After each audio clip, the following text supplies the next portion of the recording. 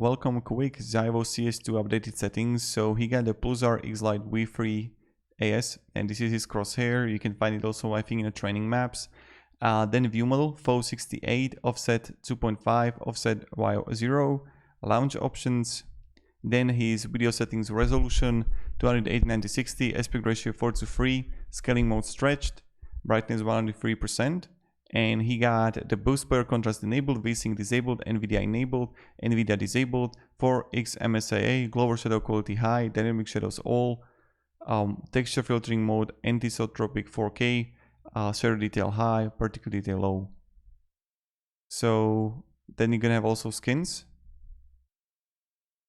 and skin cases, gear, PC specs, setup and streaming, and this is his also like the monitor settings.